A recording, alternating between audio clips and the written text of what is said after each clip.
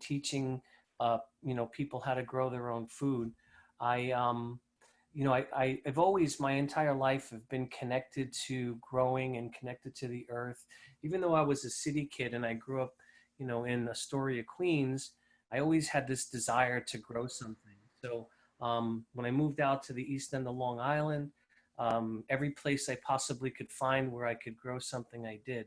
And so I've been doing this now for, I think it's like 30 years that I'm growing my own food, feeding my family, feeding everybody. And recently I started working with a few different schools, teaching elementary schools, four-season gardening, and I've been spending my time doing that. I also work with libraries and with restaurants and a lot of backyard gardeners, doing consulting work, teaching them how to grow their own food. So that's been my life pretty much. 15 years ago, I started my own company, Homegrown Organic Food, and I don't feel like I work a day in my life right now, so I really enjoy what I do. I'm going to switch my screen in a minute, and I'm going to start showing some images of things that are related to seed saving, and I'm going to go over how to save your own seeds. I'm gonna try to establish like a timeline for planting. So this program is about saving your seeds, but it's also about starting your seeds. And so I'm going to try to make this make sense. So I have a timeline that you can follow for when to start certain seeds.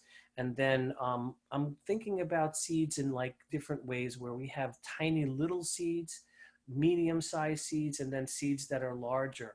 And I'm going to go over how we save the seeds on all of them. It's although people think of this sometimes as being complicated, it's actually incredibly simple and very easy to do, and everyone can do this at home. So I'm going to start to share my screen, and I'll show a bunch of images, and I'm going to talk about them as we go.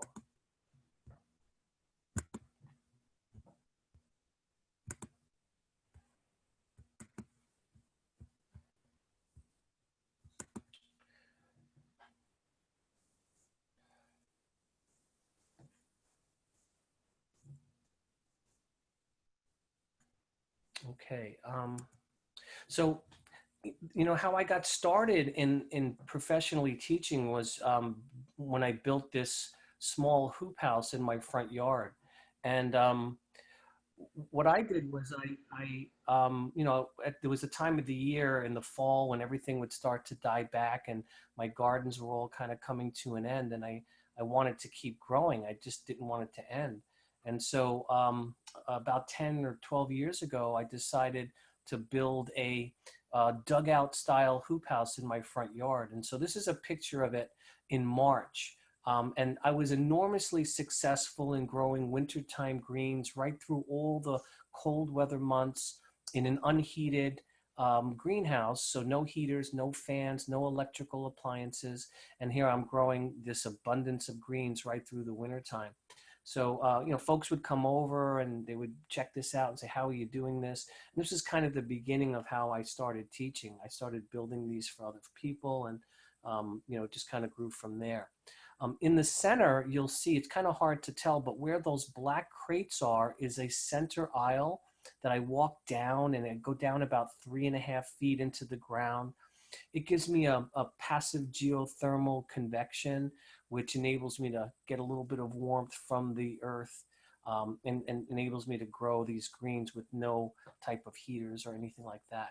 But in those crates are all of the first round of seedlings that I'm starting for my summertime vegetables. So I have in there my first round of tomatoes, my first round of peppers, my first round of onions, and I start to bring them into that hoop house once I get them started in the house. And I'm going to show you that in a minute. Now, the timeline for what goes in when and when you start things, the first thing I start with is my onion seeds.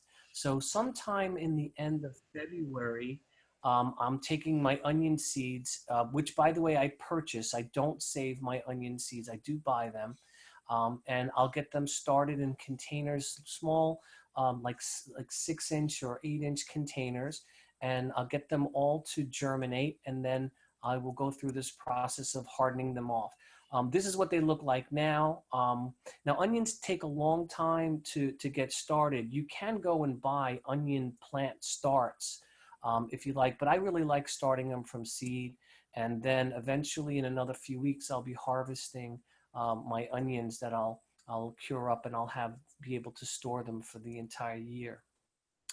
My first tomatoes are starting to happen now. So on I have about 300 plants, maybe 350 plants, something like that, of all of these beautiful heirloom variety tomatoes that I've saved all the seeds on from previous years.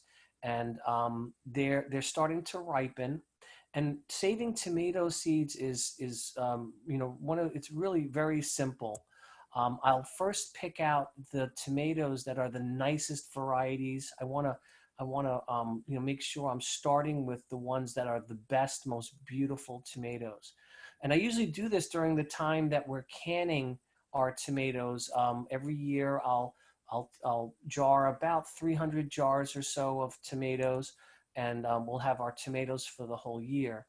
But what I'll do at this time is when I'm starting to can them, I'm looking at all the tomatoes I'm about to can, and I'm going to take out the nicest, most beautiful ones of each variety, separate them, and put them aside. So then, once I have the tomatoes that I'm planning on saving, what I'll do is as I'm cutting them open, I'm going to start to scoop out all of the seeds. I just take my finger and I'm gonna just scoop out the seeds and put them into a metal strainer like this. So I'll take that strainer and just run it under water and just keep taking my thumb and pushing the pulp out of the tomato seeds and just keep running it under water. And when they're fairly clean and they kind of look like something like this, I just take that screen, turn it around, and just smack it down onto a plate, and just allow the seeds to start to dry up. So, they're going to look, kind of wet, and they'll have some of that pulp still on it in the beginning. After a couple of days or so, you'll see they'll start to, dry up a bit. And then eventually I'm going to have them where they're bone dry, completely dry. And then I'm ready to scrape them off that plate and then store them inside of a paper envelope. So, so the process for saving my tomatoes is really easy. I'm just going to scoop them out, clean them up under a strainer and some water, and then allow them to dry. And then once they're fully dry, I'm going to scrape them off, and into a paper envelope they go, and I'll label the envelope that variety and that year. So pretty simple.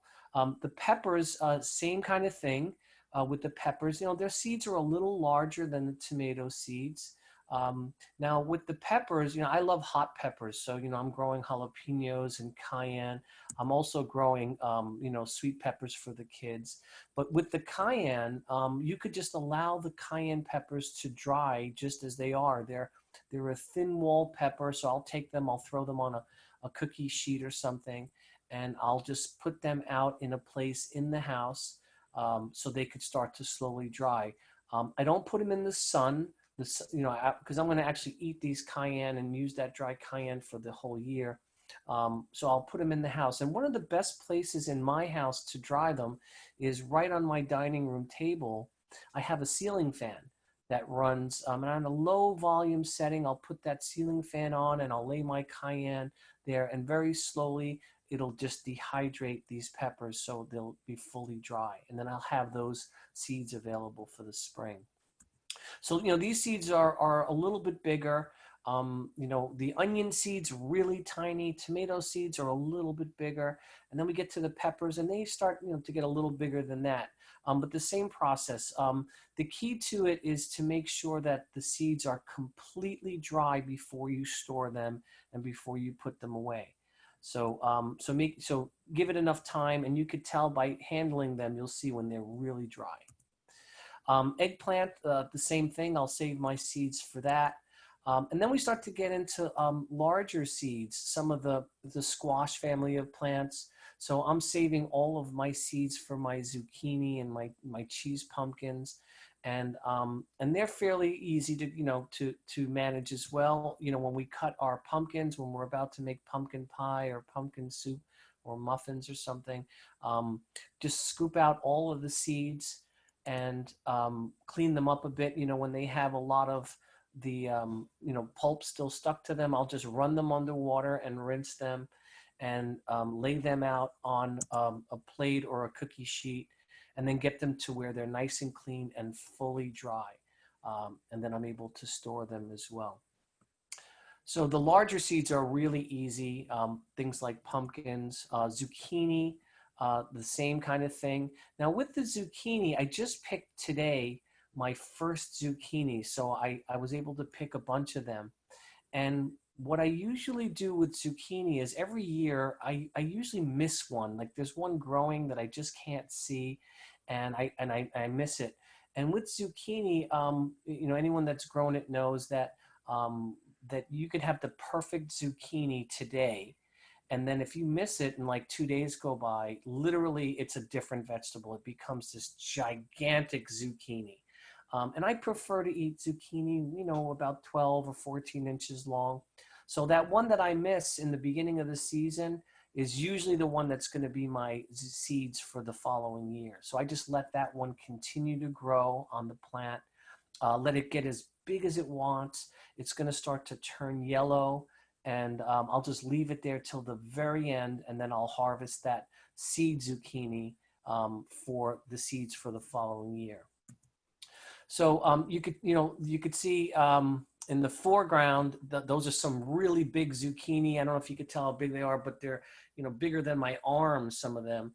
And then the same thing with the cucumbers. Believe it or not, those brown cucumbers that you're looking at are gherkins, were the tiny little cucumbers that I was jarring and making my pickles with. And I'll just leave a bunch of those on the vine, allow them to get fully mature. They'll change color, they'll turn kind of orange, and I'll have those for my seeds for the following year.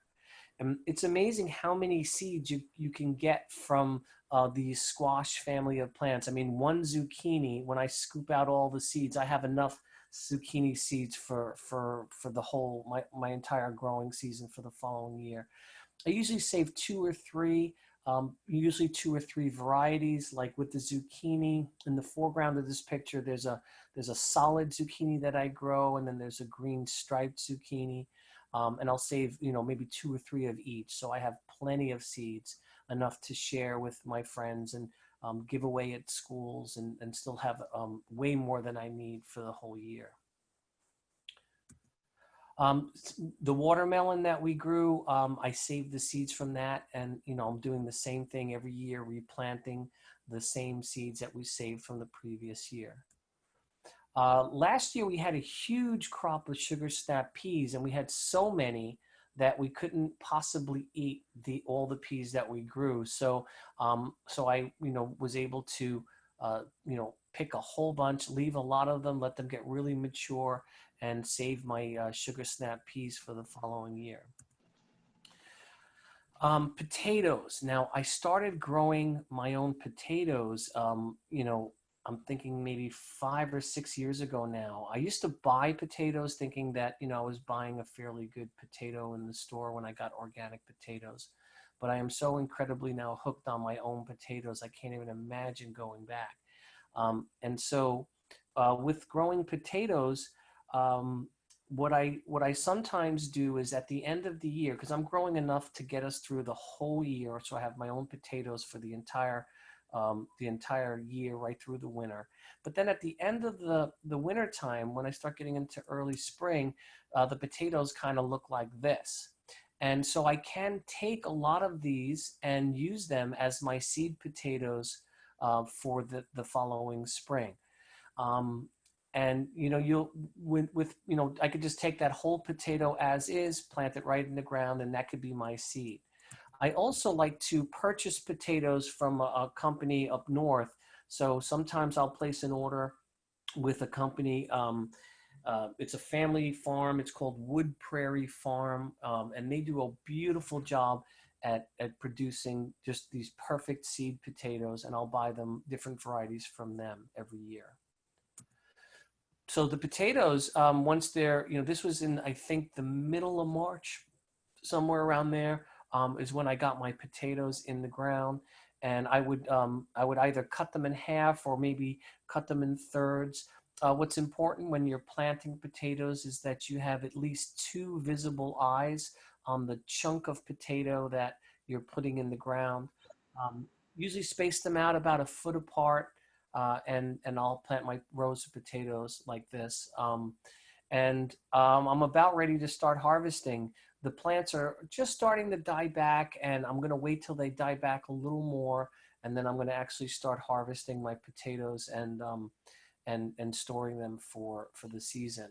So you could see, as we were talking about potato beetles, for me it's a bit of a it's a bit of work for me to go up and down every single plant, but it's what I have to do in order to keep on top of those beetles. Sweet potatoes, the way I grow them is I purchase sweet potato slips. So I'm not actually creating my own slips. They're little sweet potato plants that I purchase. A really good company that I like to order from is called Sand Hill Preservation, and they do a beautiful job at creating all of these different rare and genetically rare and these beautiful heirloom sweet potatoes. They have hundreds of varieties, and so I'll buy my my sweet potato slips from them. I could try to make my own, but it's just, for me, it's just so much nicer to have someone delivering them. And they just went in the ground a couple of weeks ago. I'm actually expecting another round of sweet potatoes to arrive, so I'll have 2 rounds going into the ground. Sweet potatoes are one of those plants that love it really hot. There's no point in planting sweet potatoes in the ground in May or even early June. It's best to wait until the latter part of June or early July, and they really like the heat, and they do really well the hotter it gets. So I got the first round in. I'm waiting for another round to come, and my sweet potatoes will be in the ground. So this is now the time of the year that I'm going to be harvesting all of the garlic that I planted, I planted last October. So I'm going to start going through the process of checking the garlic on a regular basis now. I might wait 1 more week before I harvest, and I'm going to pull up all this garlic up out of the ground, and then I'll be storing that for the winter as well. So with garlic, what I do every year is as I'm harvesting my garlic, I'm evaluating, I'm kind of dividing them up into 3 categories. Like the largest, biggest bulbs are going to be my seed garlic for the following year. So I separate out those, and I'm looking for really the biggest bulbs to start with. If you want to grow big garlic, you have to start out with big seed garlic, so large cloves. So I want like giant cloves of garlic when I'm going to be planting. And so I separate it out. I get that ready. I put that aside, and that's going to be my seed for the following year. And then in October, sometime the end of October, early November, I'll start my process of planting my garlic into the ground. So every year I'm reusing the garlic that I planted for the seed for the following year. So I go through a process of just plugging each clove in the ground, spacing them out about 5 or 6 inches apart, and plugging them in. I'll straw mulch them real well and mulch the paths, and then the garlic will grow right through the winter months. So garlic needs to be planted and has to kind of winter over. So really important to plant your garlic in the fall. You can get away with even an early winter planting, but it has to winter over in order for it to become a fully mature, big bulb of garlic. Okay, so now let me talk a little bit about what to do with these seeds that we've saved. And I've saved my tomato seeds, I've saved my peppers and my cucumber seeds and all of these, and I have them in these paper envelopes, and they're all labeled. By the way, it's important to store your seeds in a cool, dry, dark place. So I keep them in my garage. It stays relatively cool and dry in there. You could put them in a cabinet somewhere in the house. I wouldn't store them in the basement or any place where it could be moist, because you want them to stay dry. And I always keep them in paper whenever I'm storing them. I don't store them in plastic. That's really important because they are living seeds. And so any moisture that might be in them, you want to be able to evaporate and escape. So, all right, so here I am now. The timing of this is now I'm in the end of February, and I'm going to start my process of starting all of these seeds that I'm going to have for the summertime vegetables. So the onions are the first ones that I start, and I'm going to start the onions, the tomatoes, and the peppers and the eggplants all together. And my process for that is I use these containers. They're 6-inch plastic containers, and I'm going to fill them up with the compost that I made. I usually screen it a little bit. I don't use potting soil. I don't purchase anything to start my seeds. I'm using my own compost. I might mix a little sand with it, and I'll fill up all of these containers. By the way, this is in my living room because we're talking here. It's in February, February and March. And so it's still, really, it could be very cold outside. So I'll take these containers, I'll fill them up with this potting soil that I make, and then I'll start to sprinkle these seeds on the surface. So I'm taking my tomato seeds, I'm labeling every container with the variety that I'm going to start, and then I'm going to sprinkle about 15 or 20 or maybe 30 seeds in each container for each variety. Then with a pump sprayer, I'm gonna usually I recruit my kids to do this. I give them a pump sprayer, and you're just gonna spray and keep spraying them to keep the seedlings evenly moist. I don't cover any of these seedlings, by the way. The seeds are sitting on the surface, and I'm gonna surface germinate all of them. I want to be able to see the seeds germinating. I want to actually be able to see them start to sprout and start to grow. And they're tiny little seeds, so they stay right on the surface. The key to this is just keeping it evenly moist. So every day, 3 or 4 times a day, I'll hit them with this pump sprayer, keep them nice and moist, and I'll even cover them with a piece of burlap and then wet the burlap on top of that just to keep them really moist while they're going through that process of starting to germinate. So in about, maybe 8 to 10 days, the tomatoes are going to start to germinate. You'll see them start to, just send out that little first root that comes out of the seed. And at that point, once they start to germinate, I take them out of the house and I'll bring them into my greenhouse, into my hoop house. So as soon as they start to pop, you could see these pepper seedlings just sending out that first root. And once they get to that stage, then we'll take them and bring them out into my hoop house to start a process of hardening them off. Now, this is important with starting seeds at that time of the year because you want to get them to acclimate to the outside world. Here I am, starting them in this warm environment. I need to get them outside and get them exposed to the extremes of the natural world in order to, it's kind of like what we do with our children to prepare them. We have to have them experience all of the different struggles of the world in order to be able to survive. Well, it's the same thing with these tomato plants.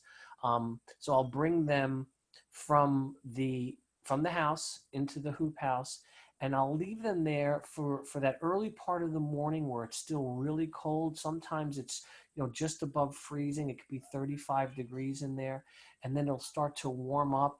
They'll be exposed to the sun. It'll start to then cool. And if I see that it's going to get really cold where it's going to drop below freezing, a lot of times what I'll do is I'll just pick them all up and I bring them into the garage overnight and then start that process again for the following day. So what I'm doing is I'm hardening them off. I'm getting them accustomed to the extremes of temperature. the direct sunlight. And so what I'll have is I'll have these hardy little, stocky little plants. If you just tried to grow them indoors, very quickly they would become kind of skinny, tall, and leggy, and they would fall over. So hardening them off is a really important step.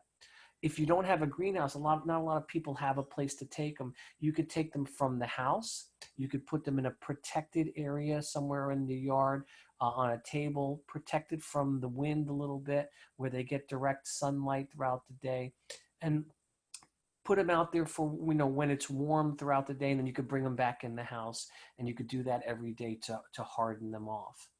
So, my goal is to get them exposed to as much of the extremes of the outside as possible, and then at some point, I'm going to be taking them out of these containers, and I'm going to be transplanting them. So here I have, you'll see I have, 20 or 30 plants coming up in each container. And then when they get to that place where they've grown big enough that I can handle them, then I'll start to physically bear root. I'll just take that entire, pot of plants, and I'll gently tip it over, and I'll open up that ball of soil, and I'll bear root each one of those plants, just kind of wiggling them out, handling them from the leaves very carefully, and then transplanting them into another container, which then I will raise them until they get to be large enough to be eventually planted into the outside garden. So I do that. That process takes place with all of my tomatoes, my peppers, my eggplants. The onions, they go directly from the container that they're in, the large container, right in the ground. But definitely eggplants, peppers, tomatoes all go through that same process. So, I'll keep them in the greenhouse for a period of time, or you can, acclimate them over time outdoors. And then when they're large enough, you can put them in the ground. And it's usually the timing of that. Usually if I start them in March and the beginning of April, I'm usually ready to transplant them by the middle of May. I'm able to transplant them into the ground and get them all growing. Okay, I'm going to talk a little bit about purchasing seeds, because I save all of my own seeds for just about everything I grow, except for a couple. A lot of the cool weather greens, like the spinach, the arugula, the kale, the escarole, the broccoli rabe, those seeds I don't save. I buy them, because I would need a whole greenhouse growing these plants to be able to save all of those tiny little seeds. So I like to order seeds from Europe, because I find that the Europeans, especially the company I buy them from, France Semente, these people have been saving seeds for 400 years, and they're really good at it, and they're beautiful varieties. So if I'm going to buy seeds, I'll buy them from Europe. The other real benefit is um, you get about 10 times the amount of seeds in each package. The packages are hermetically sealed; they're beautifully sealed, and you get about 10 times the amount of seeds for the same money you would spend for American seed companies. Um, the other thing that I noticed from the European seeds is that I get 100% germination virtually, where at times I've bought seeds here in the States, and I'll find that I don't get as well. I'll get maybe 40% or 60% germination. So it's a higher quality seed when I buy it from Europe. So this one company I like, you can order seeds from them. It's Seeds from Italy. Their site is growitalian.com. And if you did want to look at a couple of US seed companies, there's a few that I bought seeds from. There's High Mowing Organic Seeds. That's a company I've used. Baker's Creek Organic Seeds. And, I've ordered seeds from them as well. Yeah, there's another company, Fedco, where I'll purchase seeds from. So there's a few companies here in the States that are pretty good. But mainly I'm saving my own on all the large varieties, and I'm purchasing the ones the ones that I don't save from, mostly from Europe. So I'm going to stop my screen share for the moment, and then I have a bunch of questions that I wrote down, but I'm also going to open up our meeting today for any questions that anyone might have. So let me, okay. So anyone that has a question can unmute themselves, and I'll be happy to answer them. And I have a whole bunch of seed saving questions that I've been asked over the years that I'd love to go over. So, Renato, some people chatted questions, which I can read to you. Do you want me to read you those questions? Sure. Does leaving the giant vegetable on the plant draw energy away from the rest of the growing plant? This is when you were. No, that one zucchini that I leave doesn't seem to affect the others that are going to grow. Um, in most cases, when you harvest something and you repeatedly harvest something, the plant wants to keep producing. With things like zucchini and other squash type vegetables, leaving that one or two behind doesn't really seem to make much of a difference. So, but that's a good question. What I found is that with things like cucumbers, with beans, with peas, continuing to harvest is important. So if you left all of them on the vine, the plant would stop producing. But if you leave one or two, the plant will still make some more. So, but if you left them all, what happens is at some point the plant thinks, well, it's done its job, it's made its seeds, and that's it. So continuing to harvest is important if you want certain plants to keep producing. Okay, let's see. I think you may have answered this, but what if you don't have a greenhouse? So what a lot of people do with starting plants and wanting to harden them off is they'll right in their kitchen table or somewhere in their house they'll get them to germinate like I've showed you, just by taking those seeds and sprinkling them on the surface. And once they germinate, you could bring them outside in a sunny location, protected from the wind, and you could put them out for a period of time throughout the day. And then as the evening approaches, bring them back in. So what I would do is look at the weather. If it looks like, if it's really cold and it's going to drop below freezing, don't bring them out.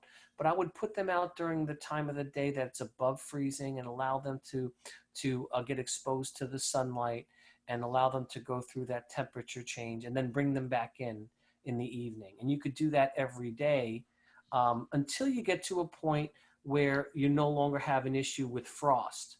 Now, what a lot of people do is I start my tomatoes, peppers, eggplants, I'm starting these in the end of March and the beginning of April. If you wait a little longer and you start them, like mid-April, it starts to get to a place in our weather where it's not freezing at night. It gets above freezing, and that gives you a little more of a cushion.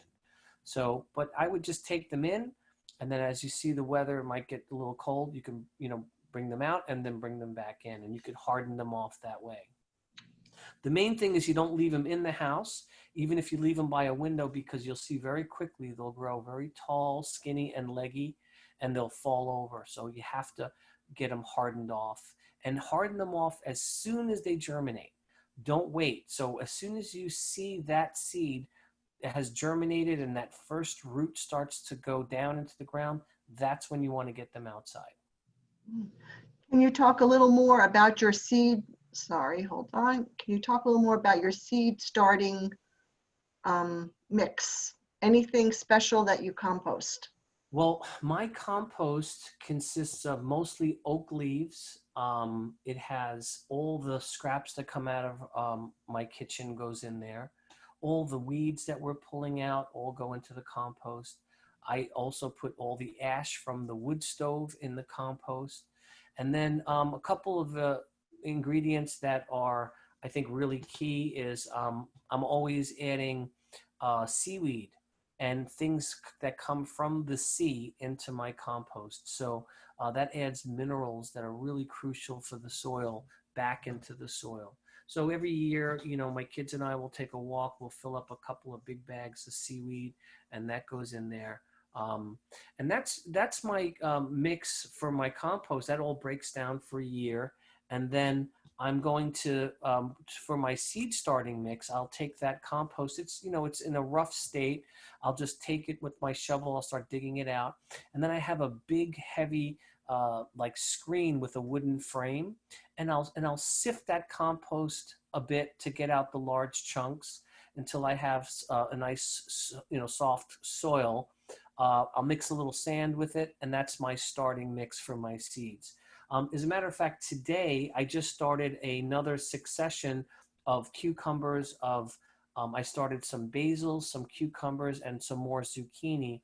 And I did exactly that today. I just dug up some of that compost, screened it a bit, filled up my containers, put my seeds in, wet them down, and I got another succession started of those vegetables. If you don't have compost, I mean, there are some good products that you could buy and you could use as your seed starting mix.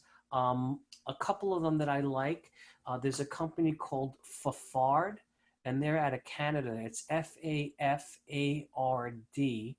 and they make a composted manure. They make composted potting soil. They make a few different products, and it's an organic product, and I like them. The other one that I've used out of a bag is called Bumper Crop, and that's another organic mix. It has bits of seashells in it. I think shrimp shells that give you those minerals. If you could find both of those and mix them together, you'd have the perfect medium to start your seeds. Okay. How can you guarantee that the seeds you save will produce the same vegetable it was taken from, for example, hybrid plants? That's a great question. Well, what I do is I only grow heirloom varieties of plants. So I don't grow any hybrids except for one. There's one hybrid that I grow, and I think everyone knows this one. It's the Sun Gold tomato. It's that little orangey yellow round cherry that is so incredibly sweet. And every year I'll buy some of those seeds and start those. But everything else in my garden is an heirloom variety of plant. That way, when I'm going to save my seeds, I don't have to wonder, can I save this seed or can I not? I know everything in my garden are seeds, are plants that I could save the seeds from, and I will be successful in growing those plants again.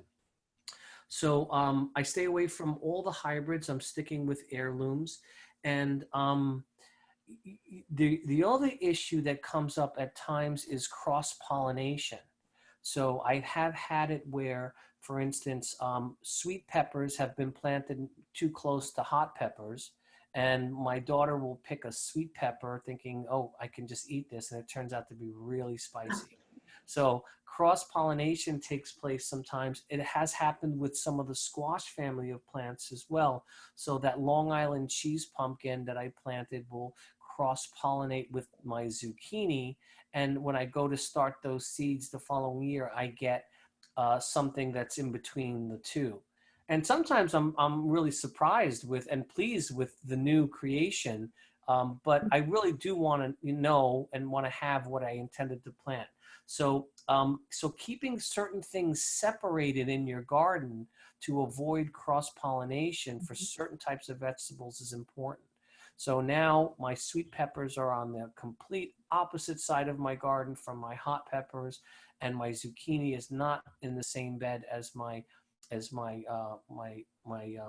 Long Island cheese pumpkin. So, and hopefully I'll be successful. Sometimes you do get cross pollination on those things, and what I'll do as a backup is I will at times order seeds of certain varieties. If I want to make sure I'm getting a variety exactly right, I'll order some seeds just to make sure, and that way I know I'm getting exactly what I'm planting. But staying with hybrids, I mean, with heirlooms has been my method, and that way, as I'm going through my process of saving seeds, I know that I could save all of them. So when I'm in my garden and everything, in a few months, I'll be at that place where all the peppers will be ready, all of these tomatoes, and I'm going to be looking for my opportunity to save seeds at that time. I'm looking for the biggest, nicest, most beautiful specimens, and I'm going to take the time to make sure I take those seeds out, get them fully dry, get them into a paper envelope, and label them and then store them. So I don't want to start to think back, oh, was this a hybrid? I don't want to do that because I want to know that I can save the seeds. Do you need to regularly water the plants that are brought outside in the winter? Yeah, keeping them nice and moist when they're first, you can't really overwater them at that stage. When you have those little sprouts, those seedlings coming up, they could stay perpetually wet. They can stay moist. I wouldn't start to allow them to dry up until they start to get a couple inches tall. So when they start to show their first true leaves, then you could start the process of reducing the water a bit to allow them to dry up.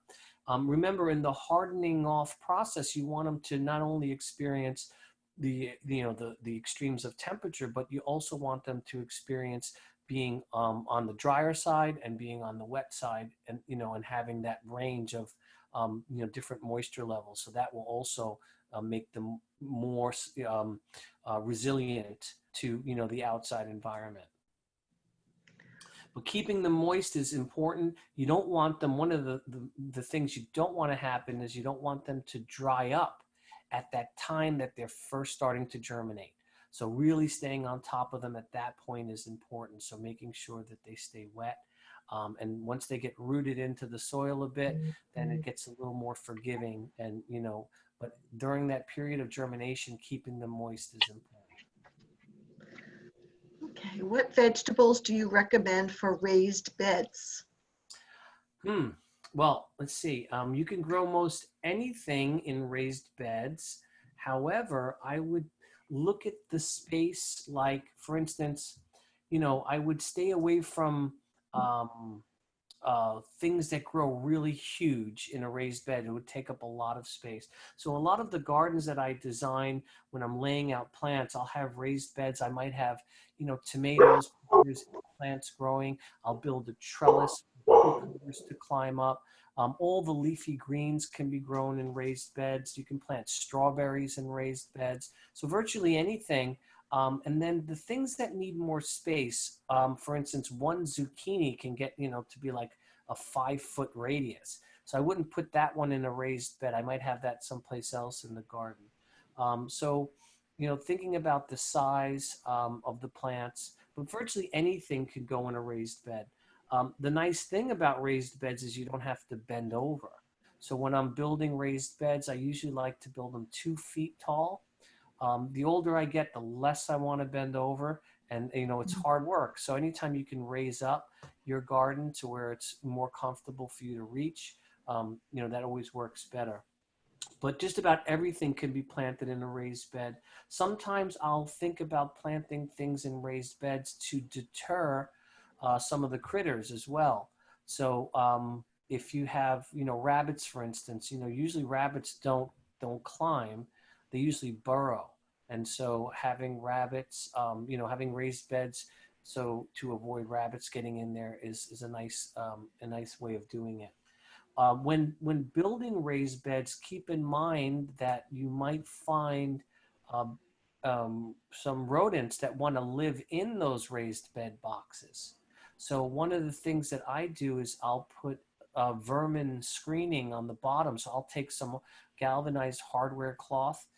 It's a very fine metal mesh, and I'll staple that to the bottom of the raised bed before I put that down and fill it with soil, because many times moles and voles will want to go live in your raised beds and eat your vegetables. So keeping them out from the beginning is smart. Mice and rats also might like to live under a raised bed. So keeping them out of there is a good idea. Okay, can I use essential oils to repel bugs? Where do you get straw from? Essential oils is not, I wouldn't know where to get it. I know there are people that try it. I have not been enormously successful with putting things on the surface to deter insects. My belief is that I want to invite all the insects into my garden. So I create an environment that it attracts all the players. I want them all in and let them manage themselves. So, I'm starting out with this incredibly alive compost, which is going to attract, small insects, which are going to attract larger insects, which are going to attract larger creatures, which inevitably are going to manage themselves. And I have very little to do with it. So I certainly don't want to be the bug policeman in my garden. So I haven't really done much with trying to keep things out. Other than physical, things like the diatomaceous earth or fireplace ash, when I see a situation where there's a lot of one type of insect that's eating something. I mean, and even that, I've only used that very, very rarely. I think, the potatoes are probably the best example of that. But, I stay away from, trying to keep critters out. What I've learned is, as much as, I spend a lot of time observing insects, and I think that's how I learned how it works, is by just, careful observation. And the more I pay attention, the more I realize I have no idea what the hell is going on with these insects. I mean, there's such a complex chain that takes place that, you might observe and think, oh, the ants are going to be eating my plants, but in reality, those ants are keeping that plant alive. And how many times has that story been taking place as I observe? You kind of draw some conclusion that you're completely wrong. And so what I do is I try not to disturb the environment at all and allow the earth to do what it does and let them manage themselves. Bugs will eat each other. And so I try to create an environment where they'll all thrive and they all kind of balance each other out.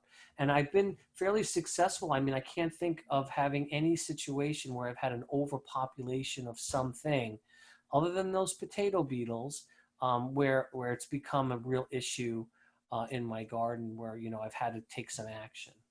I get the straw from a farm in Mattituck. The name of the company is David Steele Farms. It's Steele. David Steele Farms in Mattituck. And they have, if you drive to their place, you're going to see their barn. And then around the back of the barn, you'll see the straw. It's beautiful, golden, long straw. And there'll be a money box there that, it's a self-serve operation. You put your $6 in the box and you walk away with your bale of straw. It's important to buy straw from someone that that you know how they've grown it and their practices. Be careful of straw that you might get at a lumberyard or at a home center or someplace, because some farmers will spray the straw prior to harvesting with things like Roundup and an herbicide, and then you're adding that to your garden. And I've heard horror stories of people mulching their gardens with straw and coming back and finding everything is slowly dying on them. So I like David Steele Farms. I know what I'm getting when I get it from him. I know I meet him, I talk to him, so I know his practices. Okay. How many years will seeds stay viable? Good. That's one of my questions. So I have had seeds. And this is, there is somewhere online, I did see a chart of how old seeds can be. Now, I have had, depending on how they're stored, for instance, here, I got this bag of Long Island cheese pumpkin seeds. It says 2016 on them.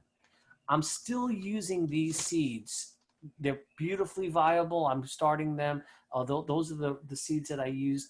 So depending on how well they're stored, depending on how what the seeds were like when you stored them and the environment they were stored in, a lot of these seeds can last a long time, many years. I've had tomato seeds and pepper seeds last 5, 6, 7 years, and they're still viable. They're still good. Some of them, I don't know how long they could last. And then there are other seeds that don't last very long. Things like carrot seeds and onion seeds, I never use the following year.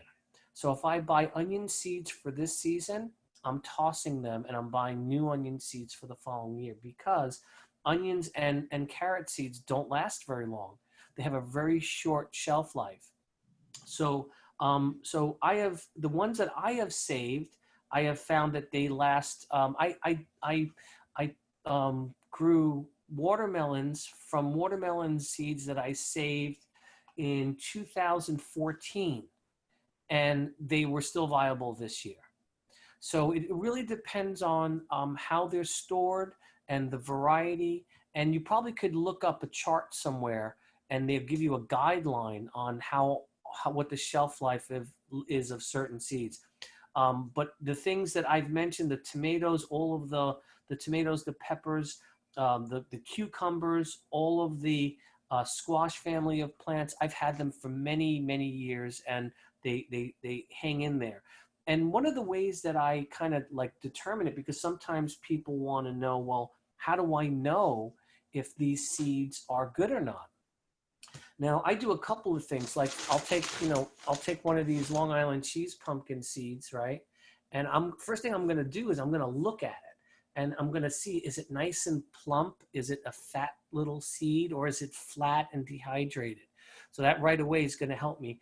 I'll take one and I'm going to bite it. I'm going to eat it, because if you have too many seeds with these kind of things, you could just eat them. But I'm looking at it and I'm like, okay, it's nice and thick and plump and good. And so, I could just munch on these. But so that's the first thing, is I'll visually inspect them. Then if I wanted to determine whether they're good or not, for sure, because keep in mind that in a garden and growing vegetables, this is a lot of work. Growing and maintaining a garden it's highly skilled, hard work. And our time is the greatest investment that we have in a garden. That's the thing that is the biggest investment. Seeds are relatively inexpensive. So the worst thing we could do is spend a lot of time starting seeds that aren't really viable, that aren't gonna produce what we want them to produce. So when in doubt, if you're in doubt whether your seeds are good or not, I would say start off with fresh seeds. It's always the best move. But if you wanted to check and determine whether they're good or not, you can, ahead of time, before that time comes that you need to start sowing seeds, you can take a paper towel, you could moisten it, you could put maybe 10 seeds in that paper towel, fold it over, stick that in a plastic bag, and keep it moist, and put it right on the kitchen counter somewhere where you can see it. And then you look up what the germination time would be. Like for tomatoes, it might be 10 days. Come back and check it after 10 days or 12 days. And you can actually see which ones have sprouted, which ones have germinated. And if you have 10 of them and, just one of them sprouted, well, maybe they aren't all that viable. But if all 10 of them germinated, then you have viable seeds. So it's a good way of determining whether they're good or not before you take the time and all the effort to fill the containers or to seed them into the ground. It's a good idea to check it ahead of time. But my practice has always been, if I'm in doubt, start off with fresh seeds from a good company that and that way you're not putting work and effort into something and not getting the results. Okay, I don't know if you answered this already, but it says, do you start eggplant from harvested seeds? If so, how do you harvest the seeds from eggplants? They're tiny little seeds, and you would harvest them kind of the same way we did the tomatoes. And you take those tiny little seeds out, and you're going to allow that eggplant, first of all, to get fully mature and get really big on the plant, allow it to get as big as it possibly can. And then the same process of removing the seeds. I put them on a plate, let them dry, fully dry, and then I'll store them in a paper envelope, label the variety, the year, and in my little seed box they go, and I'll have them. All of the large seeds, I do it the same way. It's basically that same process. It's really, I think the most important thing is keeping them dry and storing them in a paper envelope, a paper bag, or a paper envelope, and not putting them in a plastic bag or a container that seals up. And I've had most of my success by keeping them that way. So, here's one box of seeds that I've been saving, for some of the years. And you can see I just have all of these paper envelopes, all of them labeled with all the different varieties. of plants that I've been saving seeds on. Okay, I see one last question. Is it possible to save seeds from vegetables purchased at the grocery store? You can, however, I need to know before I would do that is I need to know if it's a hybrid or an heirloom variety. So if somebody's advertising heirloom tomatoes and you purchase them at the grocery store and they are heirloom tomatoes, you can save the seeds on them. It's important to know, and it's a fair amount of work to save those seeds. So I would say you're probably better off starting off with a vegetable that you're 100% certain. What happens with a hybrid is if you save the seed on it, it's going to revert back to the base plant that it started with. So, for instance, one year I saved some tomato seeds from a tomato variety I thought was an heirloom, but it turned out to be a hybrid. And what I ended up getting were these kind of medium-sized cherry tomatoes that really, didn't have much flavor, and it was nothing like the plant, the tomato that I started, that I grew. So a lot of work will go into it, and it's not worth it to take a chance. In my opinion, I would just make sure ordering seeds from a good company, if you're going to buy them, is really the best way you can go. So sticking with good companies, high quality companies. I would always look at the companies that you're ordering from and see what they're saying, what information they're giving in their catalogs. And, in my opinion, if a company isn't jumping up and down saying, in their outward face to the world, if they're not saying, we are, organic, non-genetically modified, we specialize in heirloom varieties of seeds. If they're not really clearly saying that, I get a little suspicious, because many times, companies are selling seeds that are genetically modified, or they are treated, or they are they've been altered in some way. So I stick to the companies that really make it clear what it is that they're interested in selling. So organic versus non-organic. Sometimes I'll buy seeds that don't say they're organic, but I know the company is a high quality company. And when I am finished with them and I produce that vegetable and then save the seed, now I have an organic. I could say I have an organic seed that I saved. So, but yeah, I would really save the things that rather than take a chance, and go through that work and then go through a whole growing season to be disappointed.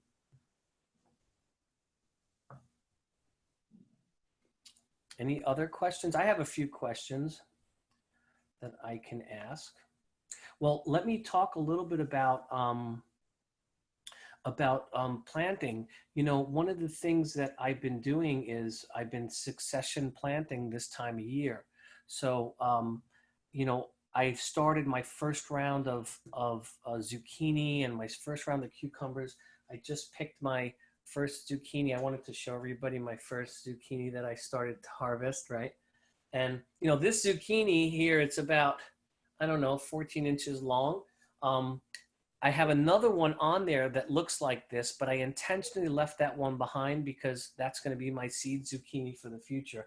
I'm going to come back in a few days, and that 14-inch long zucchini is going to be about 25 inches long. I mean, it grows really quick, especially after a rain. So I started another round of zucchini today. And so I'm going to have another succession going in. Same thing with the cucumbers.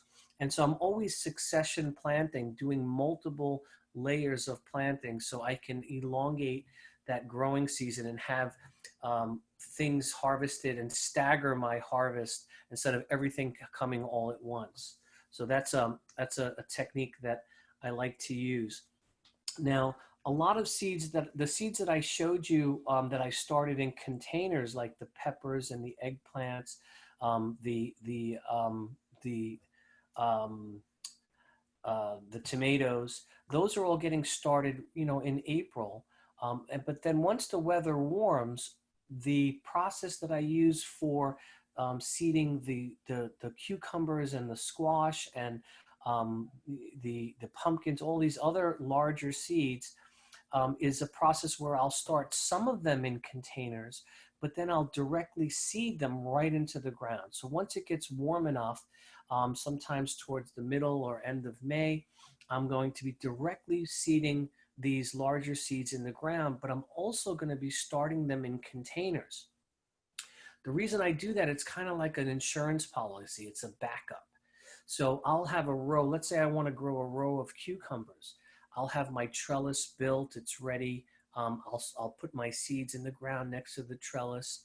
And in between each of those seeds that I put in the ground, I'm going to put a transplant, one or two cucumber transplants that I started in a smaller container. That way, if something happens to those sprouts, because I have had insects at times, everybody likes sprouts, and insects especially like them. And I've had insects like to eat the sprouts of some of these plants that I'm growing. If that happens, I have a backup. I have a second round going in. So many times I'm putting transplants in at the same time that I'm directly seeding. So that's a nice little trick to assure that you're going to get something growing in that space.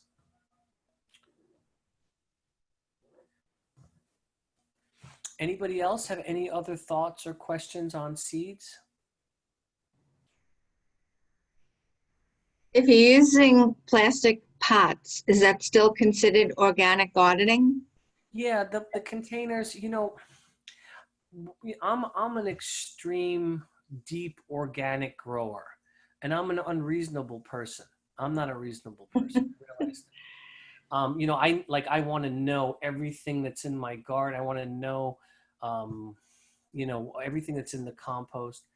But I have to make exceptions to certain things. In my life, I'm always trying to get the plastic out of my life. I don't want plastic bags. I don't want plastic containers. When I'm storing food, I'm putting them in glass containers and things like that. But when you start the growing and starting seeds, they're in that container for a short time. They're out of that container. It's reusable. I can keep using the same plastic containers year after year. I just cross off whatever I started in there last year, and I'm writing on there with my Sharpie, the next variety. So they're reusable. I can keep using them, and it's a nice, material to use it. If I had it my way, I'd get rid of all the plastic, all of this stuff, because I think it's, a lot of it is really toxic for our bodies and for our environment. But I use them, and I'm starting thousands and thousands of plants every year. So, having those containers is a way that I can do it. Okay. Anybody else have any questions, any gardening questions or anything seed related? So I went to your lecture about growing the garlic, and I planted like 50 garlic seeds and I only got about 25. Really? Yeah. Now I didn't have any straw, so nothing covered it. And and through the whole winter, I just let it rain naturally. I didn't add water. Right. So I don't know. Did you notice that the bulbs got pushed up out of the ground? No, nothing Oh, grew. that's really unusual, because if you're starting out with nice, garlic cloves and you're planting them, there isn't much that eats them. Very few things very few critters will eat garlic. It's one of those things that, hardly anything eats. So I'm surprised that you didn't get them all to come up. I usually have 100% of them come up. So I'm wondering what happened to the other half. Me too. Yeah, I And don't know. half of what came up are very, very tiny. Now, is this in a full sun location? Yeah. Okay, and the soil's nice and rich and loose, a lot of compost? Yeah. Okay. So that's really the requirement for garlic, is full sun, super rich soil, a lot of compost. So if I was building a bed for garlic, I would be putting down, 6, 8 inches of compost on top to make a really, very rich bed. And then, usually they all come up. So I don't know what happened to the other half, but I would try it again this fall. Where did you buy your garlic from? There was a I got it at the farmer's market in Port Jeff. Okay. And it was a soft neck or a hard neck variety? Do you remember? I don't remember. It Okay. was I would, German red and California or something. oh, okay. So it's a hard neck. I would try both of them. I would try it again. Give it another shot and see what happens. Okay. Yeah. And you put them in the ground end of October, early November? Yes. Okay. So I'm surprised. I would try it again. My wife's outside the window making like obscene gestures at me right now. She I can't guess she really. wants you to go out there. Yeah. No, I did that to her. She had a Zoom program not long ago, so it's like payback right now. Yeah, I would try it again. I would try the planting garlic again in the fall and see what happens. Because usually, and the fact that they didn't get very big is now you started out with like the bulbs that you started out with the were they like my criteria for garlic is like if I take my hand like this, if I can't get my hand fully around the garlic bulb, then that's a nice big fat garlic to start with. They look So big, they look big. Yeah, and I took the biggest pieces of each of the biggest heads right. that I bought. Um, some of the stalks of the smaller one, the stalks broke, and they lied down. Maybe I didn't plant them deep enough. If you planted them about twice the depth of the garlic height, that would work well. But you know, we're going to be running another program, and I'm going to be going over this all again. What's the date, Lisa? I don't have it in front of me. October 3rd, Saturday, October October 3rd. 3rd is growing garlic again. That one? Yeah. Yeah, I'm going to review that whole process again. And what I would do, though, if you want to grow garlic this year, is I would try to get your garlic. So if you're going to buy some, you can go online. There's all kinds of companies, some really good companies, or you can go to your local farmer's market and your organic grower will have them. But I would secure your seed garlic by the end of July, once you get into the beginning of August, and don't wait until you get into October to get it. So try to get it now and keep it Oh, in a okay. cool, dry place, because what happens is growers will they'll grow it, they'll harvest in July, and then they sell out, and then by the time you get around to October, there's usually, you know, the prices go way up, and the selection is, you know, isn't as good. So there's a couple of people I buy it from when I'm buying for some of my clients. Like I'll go to a local farm where I live, called Deep Roots Farm.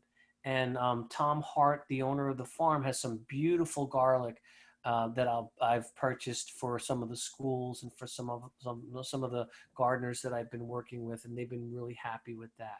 So I'd give it another shot, and see how it goes. And do you have, I have really poor soil, so I never grew vegetables before, so I'm using containers to actually grow them. Should I use different kinds of soil for that? Well, if you're growing in, you know, container gardening is difficult. For me anyway. I try to grow everything directly in the ground. I find it's more forgiving. I'm more successful. In containers, I have to, you know, make sure I'm starting out with really great soil. It has enough nutrients to get started. You know, plants are like us. You know, when it comes to food and nutrients, they don't just eat once and that's it. They need nutrients over a period of time. So growing in an outside space directly in the ground, and then you know, composting the plants to start, and then as they mature a bit, composting them again, giving them more nutrients, has been a really successful method for me in growing. So growing in a container, you have to stay on top of the moisture, you have to stay on top of the nutrients. It gets a little tricky. So I stay away from container growing myself. The watering is the biggest issue, is staying on top of the watering and making sure there's the right amount of water, not too much water. So that's been a little tricky. So if you have a space outside that is in a sunny space, I would set up a small area get some good compost in there, work that into the soil, loosen the soil, and plant your summertime vegetables in that space. And in the containers, a lot of people, what I see them do sometimes is plant herbs, things like basil, things like you can plant some culinary herbs that you can keep in containers for the kitchen when you need to pick them. But you know, growing in a container, I remember as a kid this elderly Italian gentleman having these 5-gallon buckets on his porch, and he grew the most incredible vegetable garden in these 5-gallon buckets. And I remember looking at this, going, "This is amazing! I mean, look how he does this." But my experience has always been directly in the soil, directly in the earth, and I find it's much more forgiving, and I'm more successful that way. Renata, how Yeah, have you ever planted a leek? I haven't. I know there's some farms on the South Fork that are growing wheat, and I've No, gotten not leeks. Leeks. say L. Yes, leeks. leeks. Oh yeah. Oh, I grew some. I have grown leeks. Yes. How do you do that? I've not been successful with them. Well, I started them like I start my onions, and I would plug them in like I would be plugging in my onions. You know, those tiny little hairs when you first germinate them from seed, and I would plug them in like 3 inches apart in my garden, keeping them, you know, watered in the beginning, you know, often, and then of course having to weed them because you have to stay on top of the weeding. And I've had some success with growing leeks that way. Um, Now, I've also have seen, you know, some folks put them in containers and grow them in containers, but I treat them just like I would treat the other onions that I grow. Okay. Do they have to um, overwinter? They don't. They are very cold hardy, so you could start them really early in the season. You can start your leeks, and they can survive a frost, and they can go well into the fall, into the early winter. Okay. Yeah, I didn't grow any this year. I grew some leeks last year, and I remember making this delicious potato leek soup. Hmm. And I'm kind of disappointed I didn't grow any this year. Renato, when do you start your seeds for like a fall harvest of escarole, things like that? Um, for the cool weather greens, it's usually the end of August that I'm putting those seeds in the ground for the fall for a fall harvest.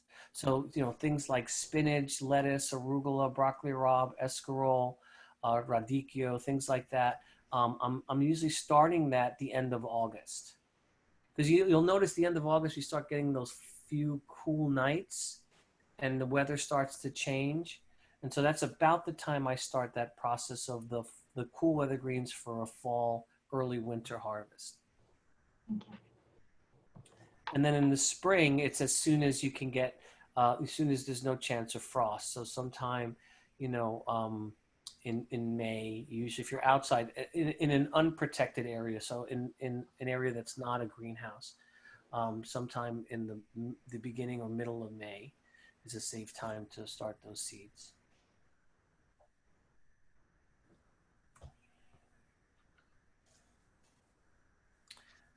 Okay, anybody else have any other thoughts or questions at all?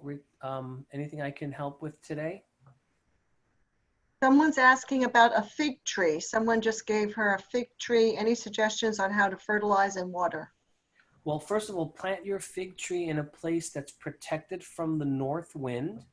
So in a sunny location, relatively moist soil, protected from the wind. What usually kills fig trees is that in the wintertime is that wind will split the bark.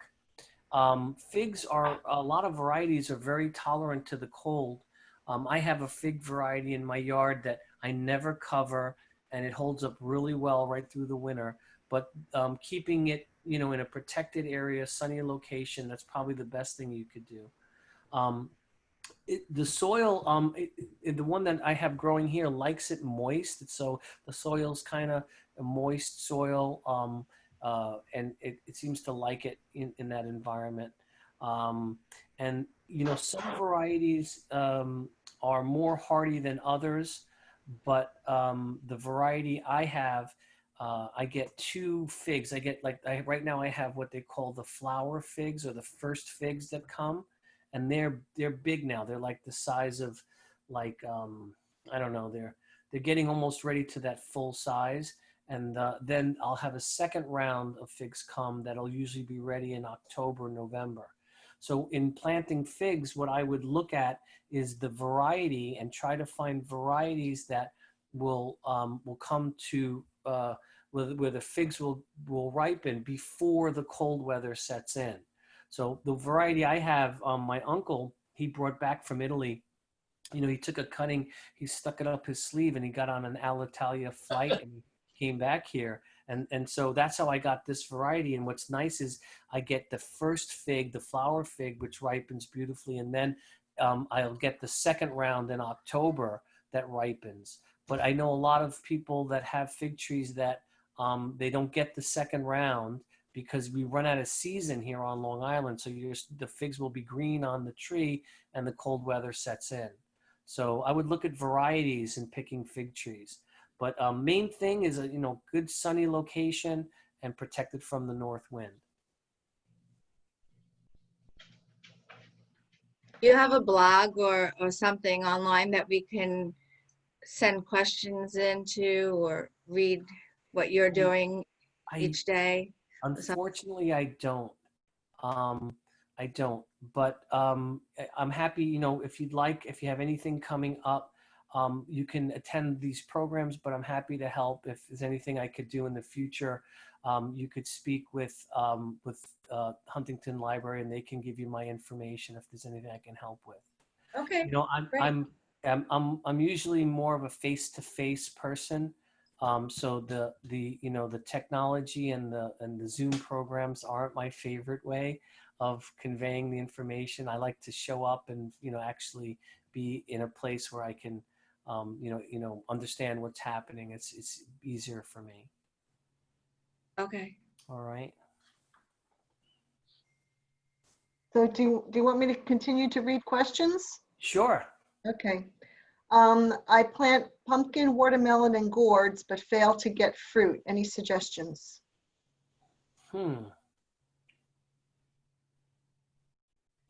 What I would look at is, are there adequate pollinators? So are there a lot of bees flying around?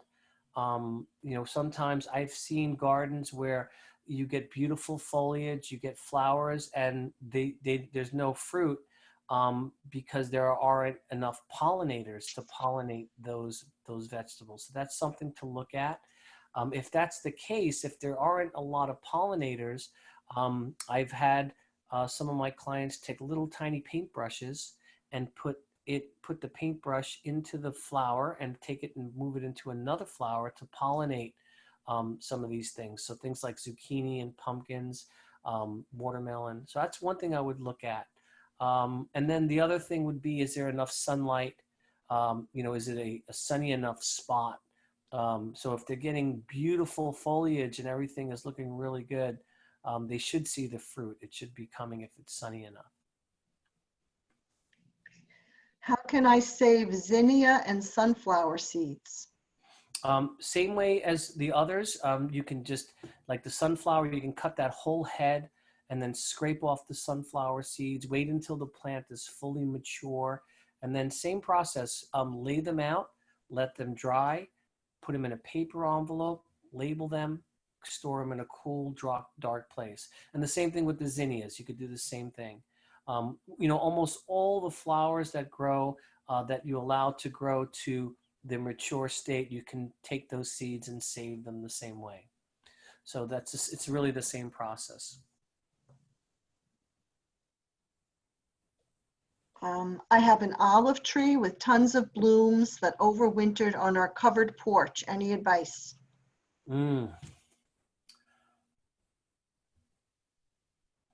I would get it out in the sun, make sure it gets enough sun. I don't, I almost moved to Italy because I love olives. And someone was selling an olive farm. And I looked at this and I said, I just want to go live there so I can grow olives. But I don't know a lot about olives and how they grow. My guess would be get it out into the sun, get a lot of full sun on it, and make it happy with all the basics. So, really good soil, a good environment. But I don't know much about olive trees and the details of them.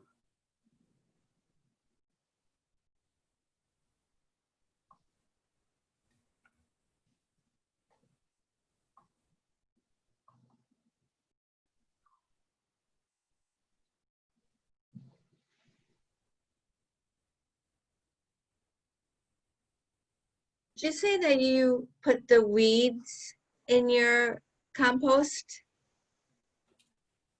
You do. Everything goes in my compost. So weeds, things so the weeds with weed seeds included, all of that goes in my compost. But in my planting practices, because, I'll have people say, what are you doing? You're adding all of these, weeds that are going to pop up in your growing. And that's true. However, when I'm planting, I'm always mulching my garden. So whenever I'm planting anything, I am always covering any of the exposed soil. So for instance, if I'm planting tomatoes and, have my tomato beds, ready, I have the beds all ready for planting, and I have my tomatoes spaced out about 20 inches apart. As I plant them, I'll then take my straw mulch and I'll enough straw around those plants that no sunlight can actually touch the soil. And by this practice, by always covering the soil and mulching the soil, I don't allow the opportunity for weed seeds to germinate. And so I don't have an issue with it. How thick is the straw? I 1 put inch, enough, 2 inches? about 3 inches or so, enough straw. I keep adding it until I no longer see the soil beneath. So you can add about 3 or 4 inches of straw, even more if you'd like, to really make sure that you're, protecting the soil and keeping the sunlight. Because any time you have exposed soil where the sunlight can hit the soil, you have the opportunity for weed seeds to germinate and to grow. The other thing the straw will do, it serves 3 purposes. So it'll keep the weeds down. It also retains the moisture, so I don't have, I don't have to water as often. And it also provides an environment for beneficial insects to live in. So the straw is a big part of my garden. All my gardens, I'm always mulching the pathways with straw, and I'm mulching all of the garden beds with straw, to cover all the exposed soil. Do you get Renato, rid of the, is that the only kind of mulch that you use then, straw? I'll use straw on all the areas that I'm so all the beds. There's been times when I've used wood chips, but I don't put wood chips in the growing space that I'm growing in. So the wood chips might go in the pathway, but lately in the gardens that I have, I've been exclusively using straw in the pathways and in the garden beds. What I like about it is, you get a bale of straw at $6, and you can cover a large area with that one bale of straw. It's light. It'll all break down into the earth, so there's nothing to remove. So it all just decomposes and breaks down. If I do a good job with adding enough straw in my pathways, I can get away with a couple years of not having to re-straw those pathways, because I'm doing a good job of matting down that straw and keeping weeds from coming up. So the straw has really been the best mulch for me in the growing that I do. You could use leaves, you can use grass clippings, you could use other materials. I just find straw really, it's a good material. It goes a long way. So the straw works well for me.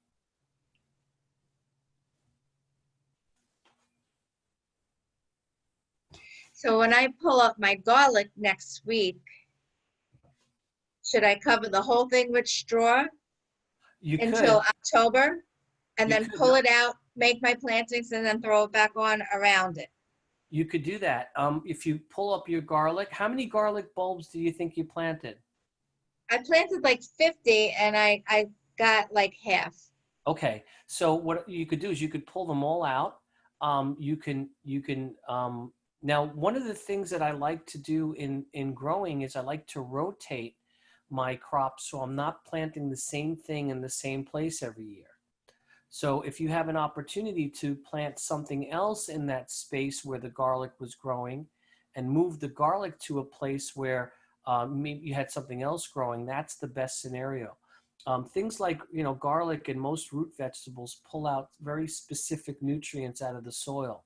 And so, it's nice to keep moving them. So I'm always rotating my growing areas. So what you could do is you harvest your garlic, to stay ahead of the game.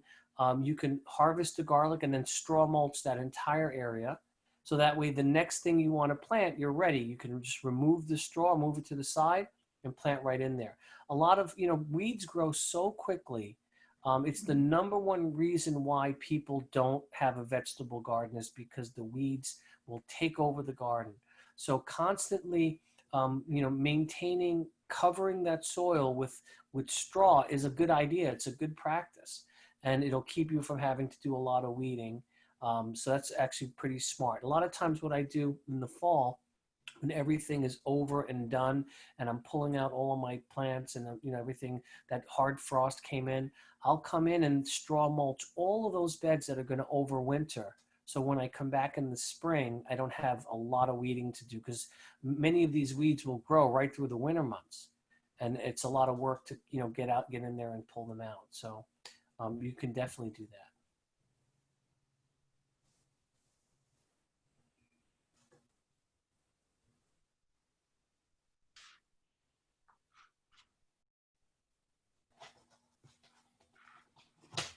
I don't have another place for my garlic, so what can I add to the soil then Then what I besides straw?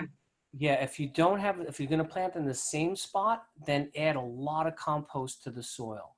So if you're buying bags of compost, like the Fafard or the bumper crop or high quality organic compost, I would put down, like, to give you an idea, I take 1 5-gallon bucket and I put 1 bucket of compost right next to another bucket of compost, right next to another one, and just go right down the bed that way. That's the amount that I would add. So you could do that with the bags, as well. Just put 1 bag right next to the other. And so you have a lot of compost in that bed. Loosen the soil by shoveling, taking your soil, going all the way in the full shovel depth of the head of the shovel, and breaking and loosening the soil. Add your compost, and then you can plug your garlic back in. So you'll be adding back a lot of the nutrients that the garlic has pulled out. Okay. Have you ever used horse manure as compost? I do. There's a few farms that I have, friends that have animals, and I'm always driving around with a tarp and a shovel. It's like, so a friend of mine will call me up and I'll go over there, and yes, cow manure, horse manure. I have a friend that has goats. My friend Jen has chickens, and I take all of that whenever I can, and that goes into my compost piles. But I break it down and I decompose it in there for a whole year before I'm putting it into my gardens. So I'll just dump it right on top, and it's like the icing on the compost cake, if you ask me. You put that on, and it's beautiful material to let it break down, and then I'll put that all in my garden beds. Some people will use some of these, they'll use the manure, and they'll use it fresh, but they'll use a very small quantity of it, so not to burn the plants. And I have seen gardeners and farmers do that, where they'll put a little bit and not too much, kind of pepper it. But I always compost it first. I let it break down for a whole year before I add it.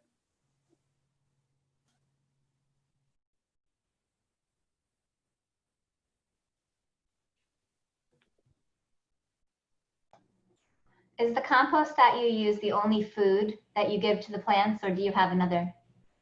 It's I have never added anything ever to the soil as a soil amendment other than the compost that I make. I've never had to. So I've never bought anything ever to add to the soil. So The best thing you could possibly add to an organic garden is compost that you've made. That's the ultimate, you know, ingredient to adding to your soil. You know, if you can't make your own compost, you can look for, sometimes they have community farms where they make compost at the community farms, and there might be other locations that you can get some. That's something I would check out. So my first choice would be make your own. My second choice would be find somebody that's making it. Maybe you have even a neighbor, you know, some nut like me that's making compost on a big scale. Um, and then my third choice would be the packaged products and using that. So that is by far the most important thing for an organic garden is composting and, you know, having that very live soil, you know, bringing that into your garden, into your growing space. I took your fermented foods class and you talked about compost there and inspired me. And so we started a compost pile, and it's so satisfying taking the kitchen, you know, vegetable waste, which we have so much of every day, and pouring it in there. And I had my kids get buckets of seaweed at the beach last time, and we're doing it. Good. Oh, that's great. That's great. That's perfect.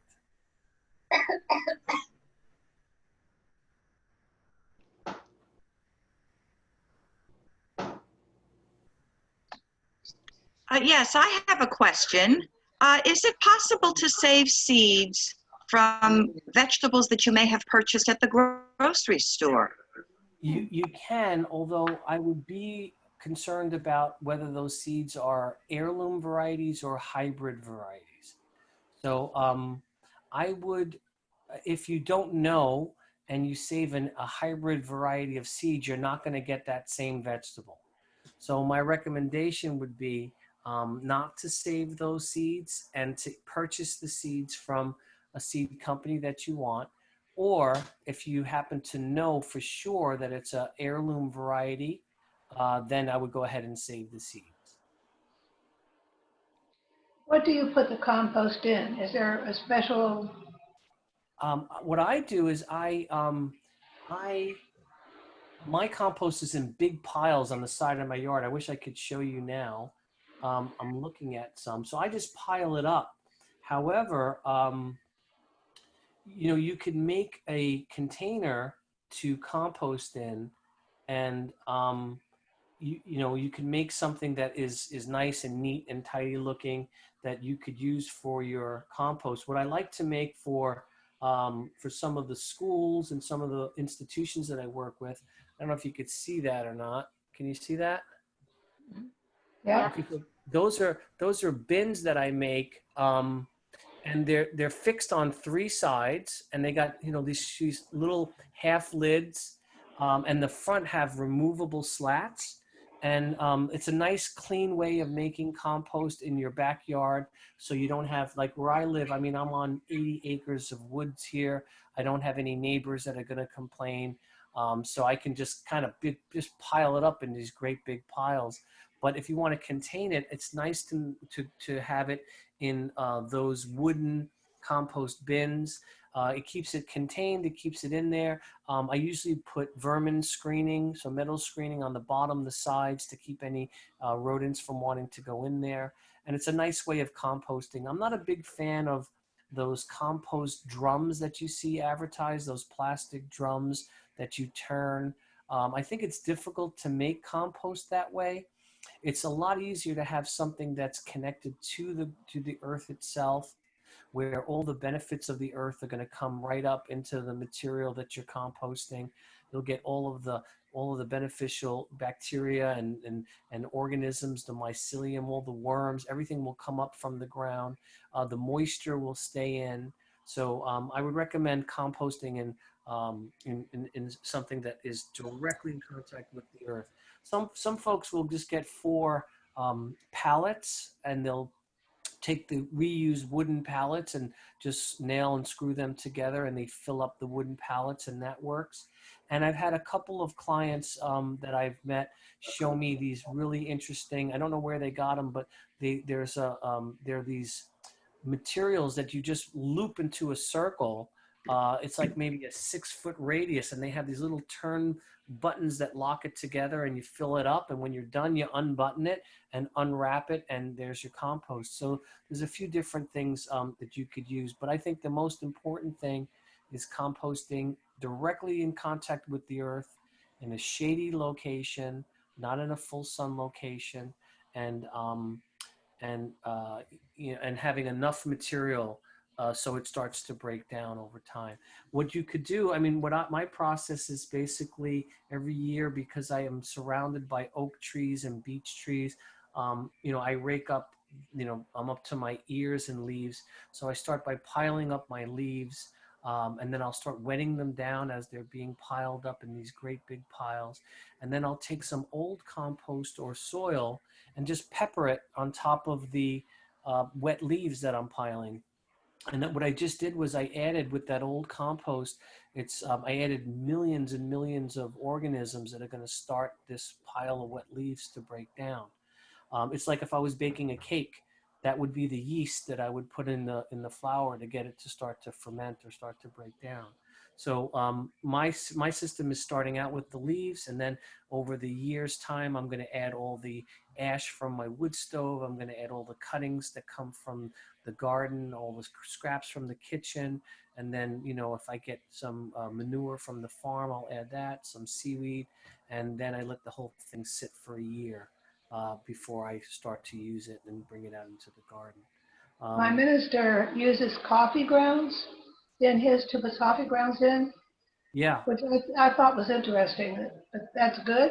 it's really good. You know, if you don't have, like, I happen to have all these raw materials right on my property. I mean, everything is right here. But for some folks, they don't have that. I mean, I had people tell me, well, I don't have any leaves. What do I do? And I have some of my clients, they'll go out and they will go to coffee shops and take all the coffee grinds. They'll go to the juice bar, the organic juice bar, and they'll take all of the all the juice pulp that is generated. They'll drop off 3 or 4, you know, 5-gallon buckets. They'll come back at the end of the day and they pick them up and they do this. And that's how they're composting. That's what they're using as the material. For me, I mean, I'm surrounded by leaves. You know, I always have these materials. You know, I'm cooking every day. So I always have all of this going into my compost area. And I make, you know, a lot of it, and I go through all of it every single year. I mean, my compost pile, I'm looking at it right now, is got to be, I don't know, it's got to be 8 or 10 feet tall by maybe, you know, 20 feet around or 25 feet around. And that's just one of them. And I'm going to use all of it every year in my gardens. My brother lives upstate, and they have a bear behind them that comes and visits their compost pile. Yeah. Well, all That's the not critters, good. they all come to mind as well. My friends, my neighbor's dog will come and check it out, see what's in there. And, you know, I know the raccoon is checking it out every day, and they certainly go in there. What do you do to prevent mice and rats from coming?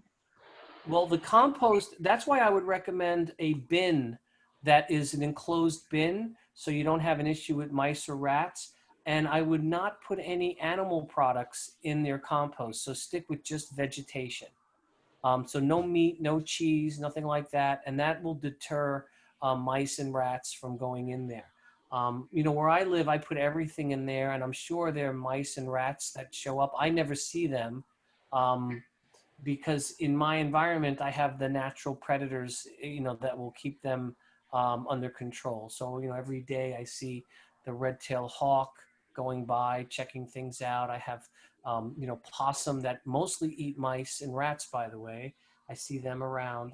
The great horned owl, every night I hear him. So I know that they're going to control the mice and rats.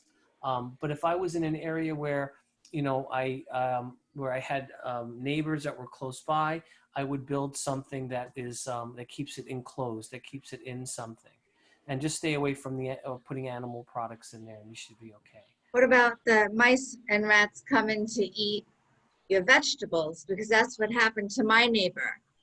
Yeah. Well, you know, they're in our environment. They're always in our environment. We don't always see them, but they're here. So I would not. What I do to avoid the critters coming into my gardens is I don't plant things that I know they're going to want. So I'll give you an example. I used to grow corn because my kids wanted me to grow corn. So I grew this beautiful Indian, jewel multicolored corn, and it was so beautiful. And I'm growing it in my garden, and I'm watching it every day, waiting for the corn to be ready so I could harvest it. Well, not only was I watching it every day, but the raccoon was watching it every day too. And the day that it was ready for harvest, the raccoon came into one of my gardens, knocked down all the corn, ate the corn, knocked down a bunch of other plants, and made a big mess. So rather than me try to battle this, I just don't grow corn anymore. Because I can't. I know it's going to attract them. He's not interested in anything else, but that's what he was interested in. So that's how I've managed dealing with the unwanted guests, is just don't plant things that I know they want. So, with mice and rats, the best thing is having the natural predators. That's always been the best way of managing them, is, having something there that will keep them under control.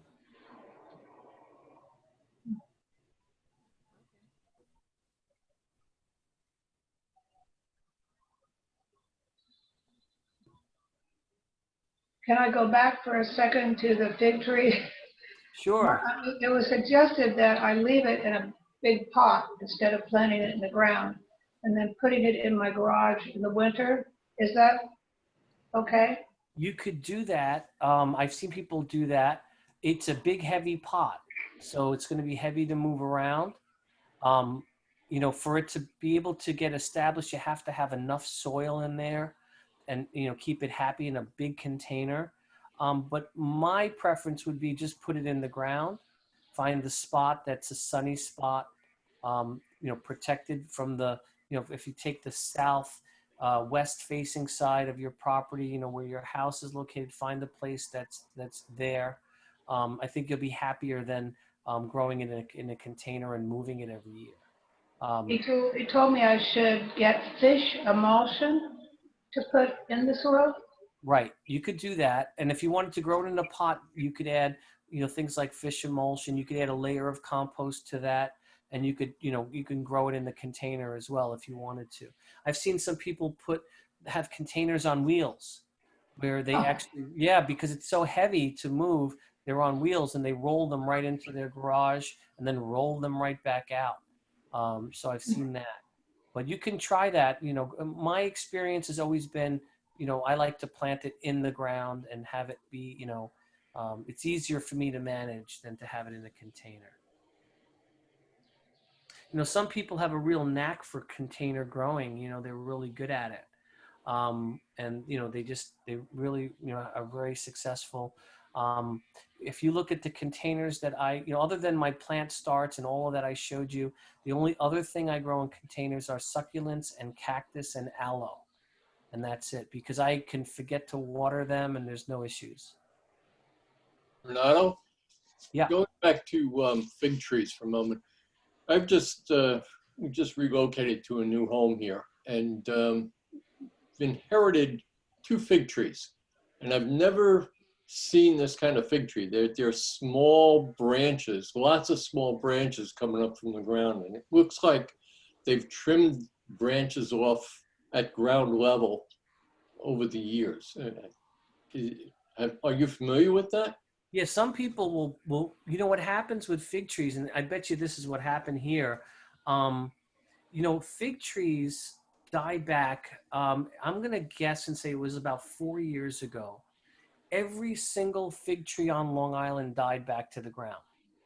Every single one, wherever you went. I'm thinking it was about 4 years ago, something like that.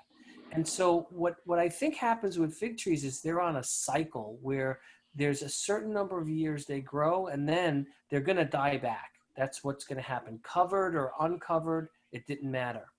So what could have happened with that one is it died back, they cut it, and it just shooted up out of the ground again, as it will. The roots will stay alive and they'll just shoot up out of the ground. I have seen people cut their fig trees way down every year and cut them low to the ground, and then they'll shoot up from the base. So it's possible that's what happened, that that tree was more substantial. Did you see like a part that looked like a trunk or something that was, did you see something that looked like it was a larger tree at some point? Well, not necessarily a larger tree, but it looks like there's a big stump, Right. but Yeah. not a thick trunk though. Right. Just lots of small little branches popping up. Yeah. It sounds like it died back and they cut it, and this is what's coming up from the base, which is common. Over time, you know, hopefully it'll recover and it'll keep growing and it'll get reestablished.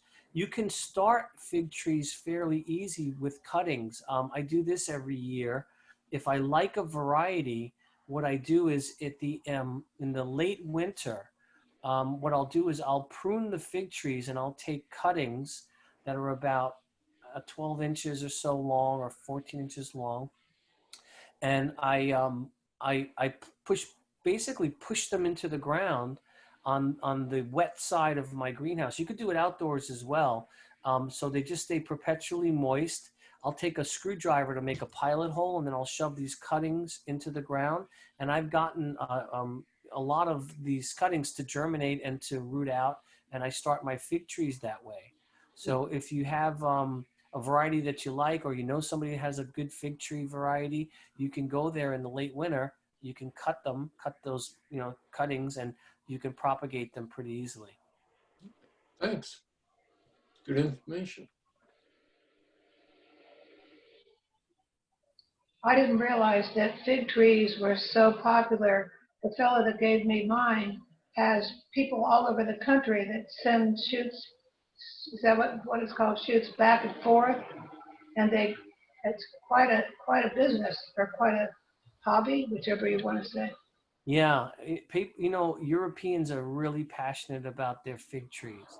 I mean, Mhm. you know, I'm the same way.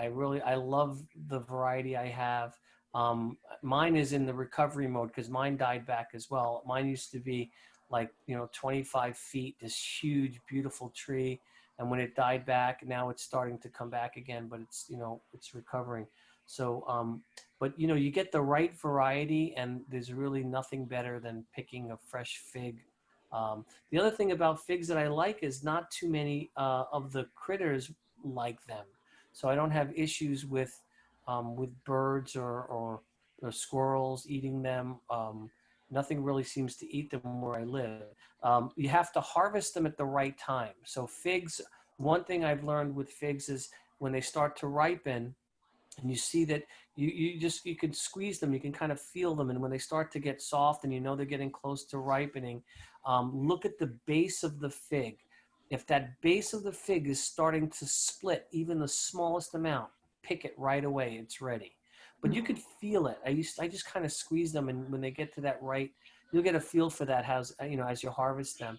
But the timing of harvesting figs is really important. So there are days when I'll go out, I'll look at the figs, and I'll say, I'm going to wait till the afternoon. I'm going to wait just a few more hours. But if I wait till the next day, the base of that fig opens up and the bugs will get in there. I'll have, you know, yellow jacks and ants and everything in there eating my figs. So timing of the harvest is really important. But you know, it's a big, everyone, you know, there's so many, there's certain nurseries that all they do is just grow fig varieties. So, and picking the right variety, I think, is key. Picking one that's hardy for, you know, our environment is really the most important thing in growing figs.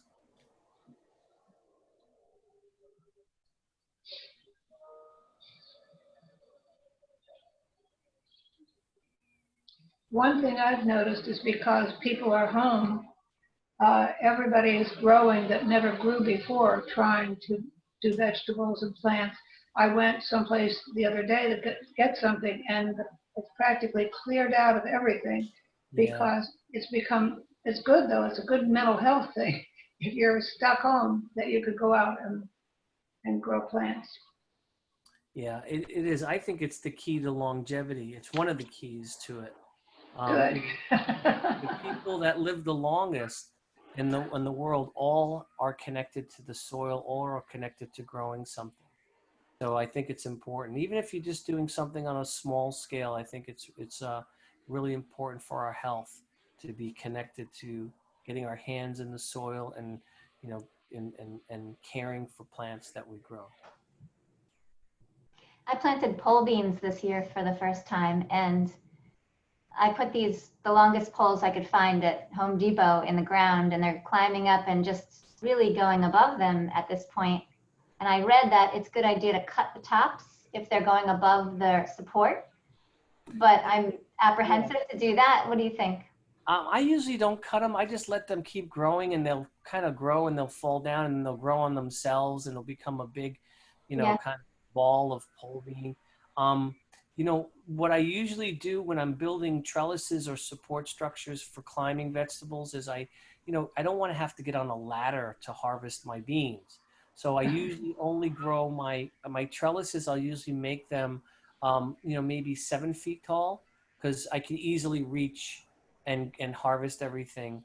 But I have some, you know, in my garden right now, I have a run of different varieties of Italian pole beans all coming up, and they got flowers. No beans yet, but I'm going to have them soon.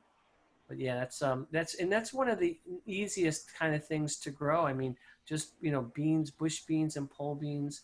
Really easy, very easy to be successful with those, and not too late to put them in the ground today if we wanted to.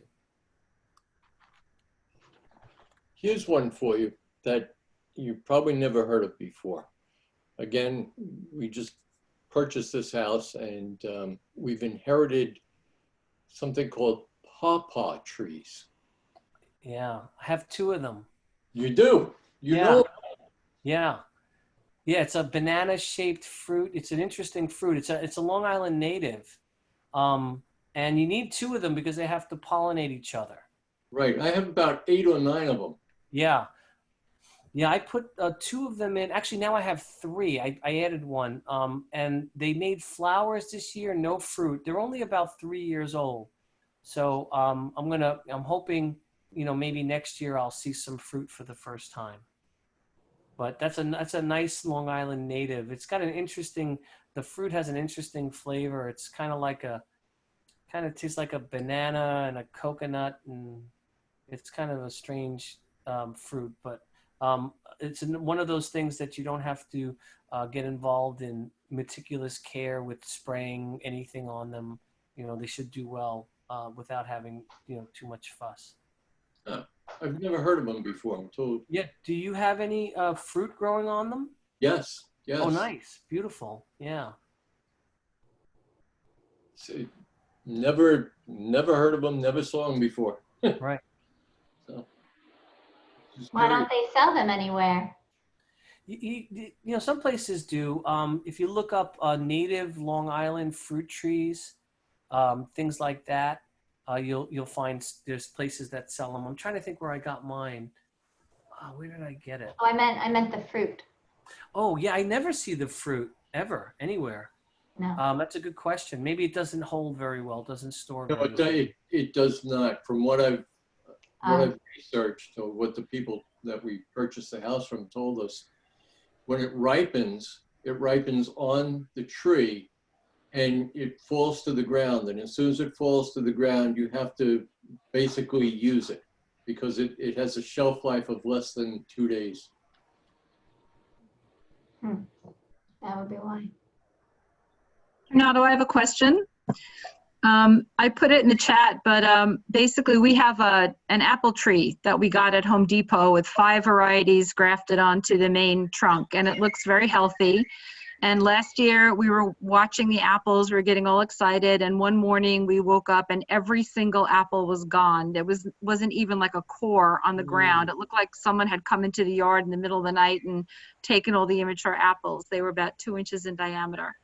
And Same there were exact, none under the tree? not a single fruit under the tree, and there must have been about at least 50 to 70 apples on the tree. What? And same exact thing happened last week. Here, I'll show you how big the apple was. That is, were the apples ready to be eaten at this point? No, they were, here, I'll see if I can show you. They're about 2 inches, 1.5, 2 inches. Yeah. This is the you know, only one that I found. It was like a thief came in the middle of the night and like shook the tree onto a burlap bag and left. What could that have been? I mean, I assume if it was like critters, they would have dropped one or two or left a couple yeah. of bitten ones behind, right? What I So do, my because I neighbor, have a squirrel that does the same thing where I live, but he'll do it to, I have a peach tree right outside and he does it. And what I've done is I've taken bird netting. Bird netting is, you know, it's not the same as like deer netting. Bird netting is very fine netting and it sticks to everything. And what I did was I put bird netting around the trunk. I kept wrapping the bird netting around the trunk of the tree. So the squirrel that every year comes to steal my peaches, when he goes to get to the tree, he gets to the bird netting and he doesn't climb it because he doesn't want to get tangled up in it. And it's been a deterrent for him. So I have the tree, wrapped in bird netting. The top of the tree is exposed, and that solved the problem with the squirrel. yeah. But you know what I've seen when the squirrel has done this in the past is I found the fruit, you know, on the base of the tree, some of it eaten, some of it not eaten. So to have it all gone, I'm really curious who would do that. The only other one I could think of would be your raccoon. And the raccoon could come pick these things off and be bringing them back someplace. But I'm surprised you don't find some trace at the base of the plant where they've knocked some down and you would find Yeah. some there. We But you did could use try that. netting on our fruit trees one year, and I learned how important it was to use the very, very fine netting because a downy woodpecker got caught. It was heartbreaking, and Right. we discovered it caught in the wide netting and obviously thrashed around and died. It was heartbreaking. Yeah, it's So terrible when birds yeah, hit. So what I do is I don't cover the whole tree with the netting. I'm only putting the netting at the very base where a squirrel would kind of climb up this tree. So the okay, rest of the tree is exposed. The fruit is exposed to the air because I don't want to trap birds. I know exactly what you mean. So I wrap that bird netting around the trunk of the tree and it extends away from the tree. So if a squirrel or some other critter wanted to climb up that tree, he could possibly get tangled in the bird netting. And they're smart and they know not to do it because they don't want to okay, get caught in it either. So right, I right. only put that at the base of the plant and I managed to keep, you know, right now I'm looking out my window. Every day I get up, I look out the window and I'm looking at this dwarf peach tree that I have and I'm counting, you know, I'm looking at all these beautiful peaches that I have this year. Last year, by this time, he had taken them all off. The squirrel Yeah, had gotten all of them. Yeah. we have a huge grape arbor too, which is just covered with clusters of grapes. And same thing last year, just when they started to get ripe, we came out one morning and every single cluster was picked clean. So we're going to have Yeah. to figure out something for that as well. You know, I thought about building, I have a few hoop house frames that are small. I think they're like, you know, 5 by 8, you know, hoop house frames. And what I thought of doing for my berries for in the future is building a hoop house that I'm going to cover with fencing all around and growing my blueberries inside of that and protecting them completely. And I could even do, you know, some other types of fruit trees, you know, inside a protected area, because where I live, I mean, it's almost impossible to grow any of these things Yeah. without the, you know, the wildlife eating them. I actually went out to our blueberry bush this year and tied on those net bags onto each cluster of blueberries because I Yeah. was bound and determined that they weren't going to get them again this year. We'll see. Yeah. Well, Thank good luck. you. Well, Renato, it is 4 o'clock or All 1 right. before, so Well, thank you all for coming. Thank really you. enjoyed our meeting today, and good luck with your gardens. I hope it all works out. Well, Thank you so much. All Very right. informative. Thank Thank you. you. Very informative. Thank Bye. you. It really was. Thank you so much. Thank you. thank you, Renato. Thank you. It was amazing. Thank you so much. Thank you. Fantastic speaker and knowledgeable. Lisa, I'm gonna close out, and we'll talk soon. Okay. Yep, sure. Okay. All right. Thank you. Stay in touch. Okay. Thank you so much. It was wonderful.